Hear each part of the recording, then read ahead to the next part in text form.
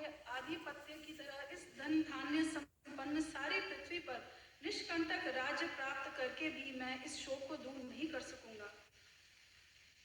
संजय ने कहा। इस प्रकार कहने के बाद शत्रु का दमन करने वाले अर्जुन कृष्ण से बोला, हे गोविंद, मैं युद्ध नहीं करूंगा, और चुप हो गया। हे भरतवंशी धृतराष्ट्र, उस समय दोनों सेनाओं के मध्य शोकमग्न अर्जुन से कृष्ण ने मानो हंसते हुए यह शब्द कहे। श्री भगवान ने कहा, तुम पांडित्यपूर्ण वचन कहते हुए उनके लिए शोक कर रहे हो जो शोक करने योग्य नहीं है। जो विद्वान होते हैं वे न तो जीवित के लिए न ही मृत के लिए शोक करते हैं। ऐसा कभी नहीं हुआ कि मैं न रहा हूं या तुम न रहे हो अथवा ये समस्त राजा न रहे हो, और न ऐसा है कि भविष्य में हम लोग नहीं रहेंगे। जिस प्रकार शरीरधारी आत्मा इस वर्तमान शरीर में बाल्यावस्था से तरुणावस्था में और फिर वृद्धावस्था में निरंतर अग्रसर होता रहता है, उसी प्रकार मृत्यु होने पर आत्मा दूसरे शरीर में चला जाता है। ये व्यक्ति ऐसे परिवर्तन से मोह को प्राप्त नहीं होता।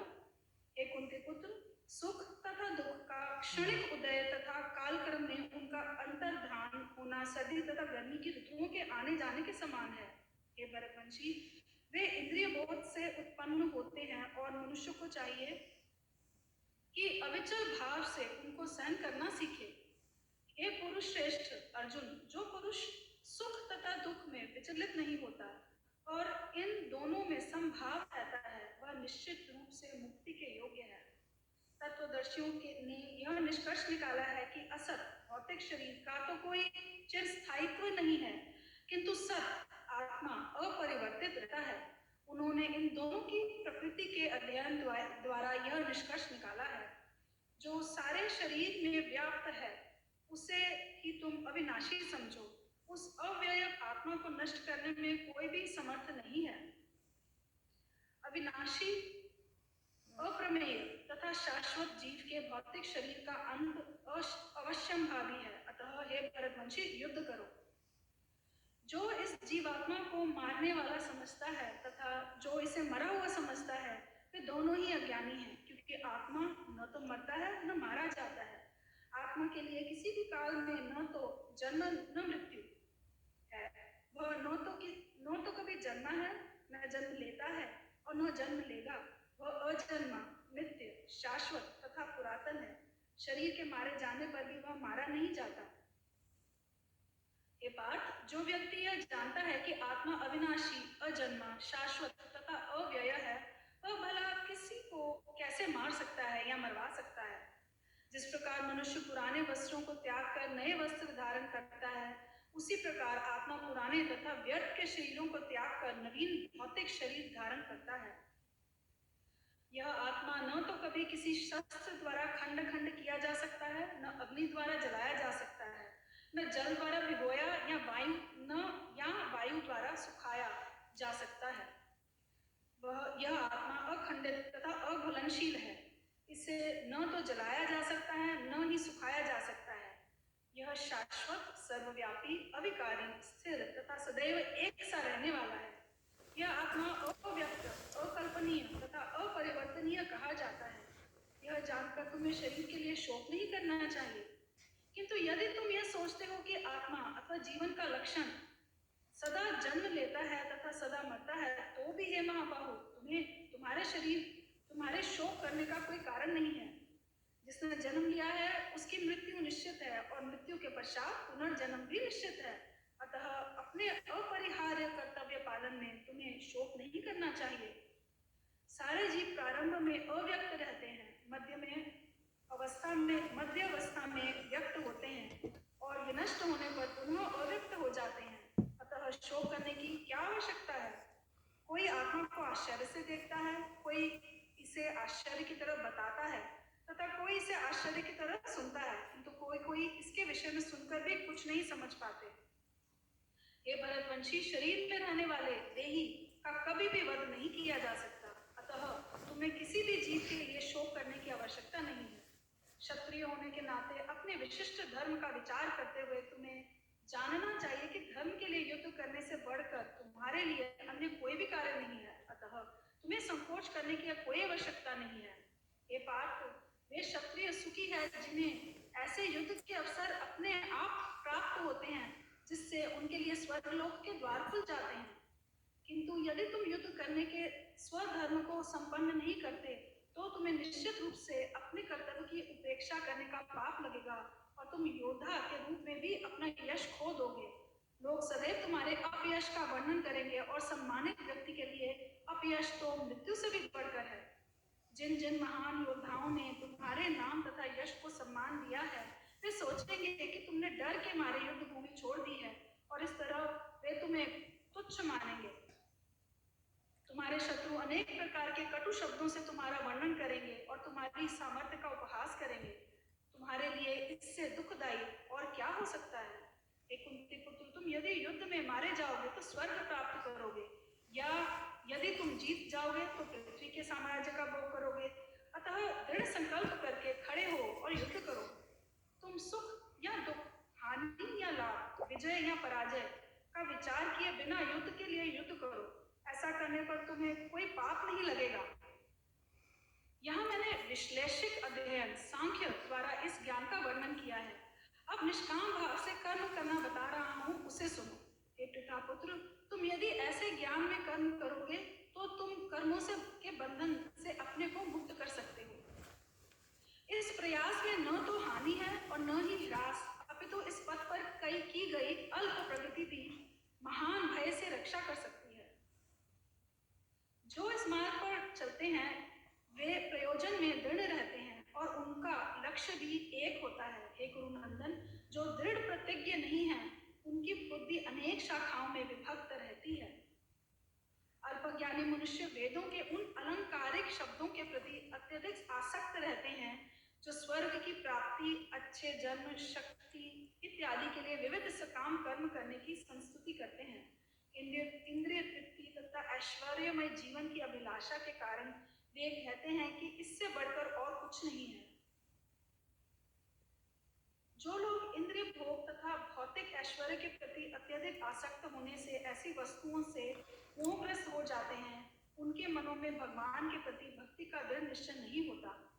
वेदों में मुख्यतया प्रकृति के तीनों गुणों का वर्णन हुआ है। हे अर्जुन, इन तीनों गुणों से ऊपर उठो, समस्त द्वैतों और लाभ तथा सुरक्षा की सारी चिंताओं से मुक्त होकर आत्मपरायण बनो। एक छोटे से कूप का सारा कार्य एक विशाल जलाशय से तुरंत पूरा हो जाता है। इसी प्रकार वेदों के आंतरिक तात्पर्य जानने वाले को उनके सारे प्रयोजन सिद्ध हो जाते हैं।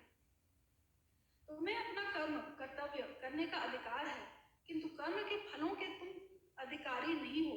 तुम न तो कभी अपने आप को अपने कर्मों के फलों का कारण मानो, न ही कर्म न कर्म करने में कभी आसक्त हो। हे अर्जुन, जय अथवा पराजय की समस्त आसक्ति त्याग कर समभाव से अपना कर्म करो, ऐसी समता योग कहलाती है।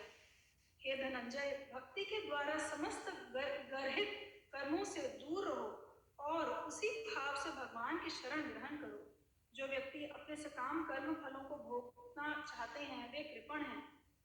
भक्ति में संलग्न मनुष्य इस जीवन में ही अच्छे तथा बुरे कार्यों से अपने को मुक्त कर लेता है। अतः योग के लिए प्रयत्न करो, क्योंकि सारा कार्य कौशल यही है।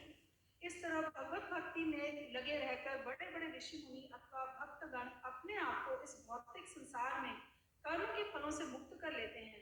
इस प्रकार वे जन्म मृत्यु के चक्र से छूट जाते हैं और भगवान के पास जाकर उस अवस्था को प्राप्त करते हैं जो समस्त दुखों से परे है। तो जब तुम्हारी बुद्धि मोह रूपी सदन मन को पार कर जाएगी तो तुम सुने हुए तथा सुनने योग्य सबके प्रति अन्यमनस्क हो जाओगे। जब तुम्हारा मन वेदों की अलंकारमयी भाषा से विचलित न हो और वह आत्म साक्षात्कार की समाधि में स्थिर हो जाए, तब तुम्हें दिव्य चेतना प्राप्त हो जाएगी। अर्जुन ने कहा, हे कृष्ण, अध्यात्म में लीन चेतना वाले व्यक्ति स्थित प्रज्ञ के क्या लक्षण है? वह कैसे बोलता है तथा उसकी भाषा क्या है? वह किस तरह बैठता और चलता है? श्री भगवान ने कहा, हे पार्थ, जब मनुष्य मनोधर्म से उत्पन्न होने वाली इंद्रिय तृप्ति की समस्त कामनाओं का परित्याग कर देता है और जब इस तरह से विशुद्ध हुआ उसका मन आत्मा में संतोष प्राप्त करता है, तो वह विशुद्ध दिव्य चेतना को प्राप्त स्थित प्रज्ञ कहा जाता है। जो त्रय तापों विचलित नहीं होता अथवा सुख में प्रसन्न नहीं होता और जो आसक्ति भय तथा क्रोध से मुक्त है वह स्थिर मन वाला मुनि कहलाता है। इस भौतिक जगत में जो व्यक्ति न तो शुभ की प्राप्ति से हर्षित होता है और न अशुभ के प्राप्त होने पर उससे घृणा करता है वह पूर्ण ज्ञान में स्थिर होता है। जिस प्रकार कछुआ अपने अंगों को संकुचित करके खोल के भीतर कर लेता है उसी तरह जो मनुष्य अपनी इंद्रियों को इंद्रिय विषयों से खींच लेता है वह पूर्ण चेतना में दृढ़ता पूर्वक स्थिर होता है। देहधारी जीव इंद्रिय भोग से भले ही निवृत्त हो जाए पर उसमें इंद्रिय भोगों की इच्छा बनी रहती है, लेकिन उत्तम रस के अनुभव होने से ऐसे कार्यों को बंद कर देने पर वह भक्ति में स्थिर हो जाता है। कि अर्जुन, इंद्रियां इतनी प्रबल तथा वेगवान हैं कि वे उस विवेकी पुरुष के मन को भी बलपूर्वक हर लेती हैं जो उन्हें वश में करने का प्रयत्न करता है। जो इंद्रियों को पूर्णतया वश में रखते हुए इंद्रिय संयमन करता है वह अपनी चेतना को मुझ में स्थिर कर देता है, वह मनुष्य स्थिर बुद्धि कहलाता है। इंद्रिय विषयों का चिंतन करते हुए मनुष्य की उनमें आसक्ति उत्पन्न हो जाती है और ऐसी आसक्ति से काम उत्पन्न होता है और फिर काम से क्रोध प्रकट होता है। क्रोध से पूर्ण मोह उत्पन्न होता है और मोह से स्मरण शक्ति का विभ्रम हो जाता है। जब स्मरण शक्ति भ्रमित हो जाती है तो बुद्धि नष्ट हो जाती है और बुद्धि नष्ट होने पर मनुष्य भवकूप में पुनः गिर जाता है।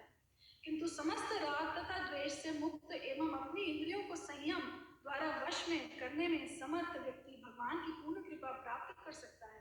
इस प्रकार से कृष्ण भावनामृत में तुष्ट व्यक्ति के लिए संसार के तीनों ताप नष्ट हो जाते हैं और ऐसी तुष्ट चेतना होने पर उसकी बुद्धि शीघ्र ही स्थिर हो जाती है। जो कृष्ण भावनामृत में परमेश्वर की से संबंधित नहीं है उनकी न तो बुद्धि दिव्य होती है और न ही मन स्थिर होता है, जिसके बिना शांति की कोई संभावना नहीं है। शांति के बिना सुख हो भी कैसे सकता है। जिस प्रकार पानी में तैरती नाव को प्रचंड वायु दूर बहा ले जाती है, उसी प्रकार विचरणशील इंद्रियों में से कोई एक जिस पर मन निरंतर लगा रहता है मनुष्य की बुद्धि को हर लेती है। अतः हे महाबाहो, जिस पुरुष की इंद्रियां अपने अपने विषयों से सब प्रकार के विरत होकर उसके वश में है उसी की बुद्धि निसंदेह स्थिर है। जो सब जीवों के लिए रात्रि है वह आत्म संयमी के जागने का समय है और जो समस्त जीवों के जागने का समय है वह आत्मनिरीक्षक मुनि के लिए रात्रि है। जो पुरुष समुद्र में निरंतर प्रवेश करती रहने वाली नदियों के समान इच्छाओं के निरंतर प्रवाह से विचलित नहीं होता और जो सदैव स्थिर रहता है वही शांति प्राप्त कर सकता है, वह नहीं जो ऐसी इच्छाओं को तुष्ट करने की चेष्टा करता हो। जिस व्यक्ति ने इंद्रिय तृप्ति की समस्त इच्छाओं का परित्याग कर दिया है, जो इच्छाओं से रहित है और जिसने सारी ममता त्याग दी है तथा अहंकार से रहित है, वही वास्तविक शांति को प्राप्त कर सकता है। यह आध्यात्मिक तथा ईश्वरीय जीवन का पथ है जिसे प्राप्त करके मनुष्य मोहित नहीं होता। यदि कोई जीवन के अंतिम समय में भी इस तरह स्थित हो तो वह भगवत धाम में प्रवेश कर सकता है। इस प्रकार श्रीमद् भगवद गीता के 2य अध्याय गीता का सार का भक्ति वेदांत तात्पर्य पूर्ण हुआ। हे कृष्ण।